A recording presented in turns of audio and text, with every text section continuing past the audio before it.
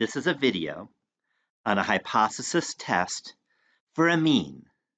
The question states, students are supposed to spend an average of 2 hours studying for every hour of lecture. Juan thinks students spend on average less than 2 hours. He surveys 36 students who averaged 1.8 hours with a standard deviation of 1.3 hours. What can be concluded with alpha equals 0.1? So we start out with the null hypothesis. The null hypothesis is what you're trying to show is not true. In particular, Juan wants to show that it's not 2 hours. So H naught is mu equals 2. So mu equals the status quo, which is 2. Then we find the alternative hypothesis, which is HA or H1, however you'd like to write it, with a colon. And now Juan thinks that students spend on average less than 2 hours. So HA is that mu is less than 2. Now let's write down the statistics that are given. He surveys 36 students, so N is 36. They average 1.8 hours. That's the average of the sample, or X bar, is equal to 1.8.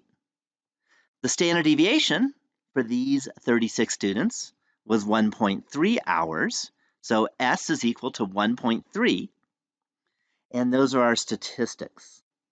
So once we have the statistics and we have the hypotheses, we can pop it into a calculator to find out the test statistic and the p-value. So here's my calculator. This is one I programmed, and we have to choose what test to use for this particular example. Well, it's definitely a hypothesis test. It's for a mean because it was all about mu, and we're given statistics. We're not given data, we're given statistics. We're given the X bar, we're given the S and the N. So I click hypothesis test for a mean with statistics.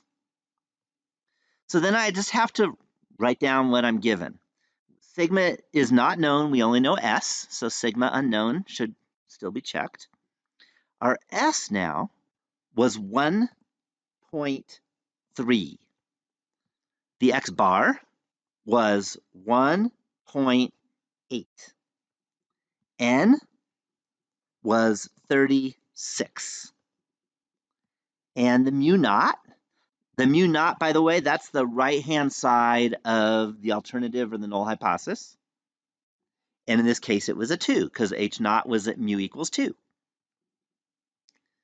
We want to have mu less than 2 because Juan thought it was less than.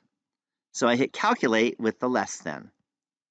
And there's our test statistic, which is T for the student's T distribution, which is negative 0.92, etc. And our p-value is 0.18, etc. So now let's get back to the problem.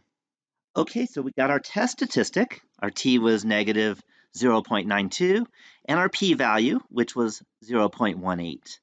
The important thing is that the p-value, 0.18, is greater than the level of significance, which was alpha, was equal to 0.1. And if the p-value is greater than the level of significance, then you fail to reject the null hypothesis. And now we're ready to state our conclusion. So the conclusion is that Juan fails to reject H naught.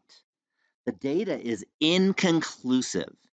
There is insufficient evidence to support the claim that the population mean that students spend studying is less than 2 hours per lecture hour.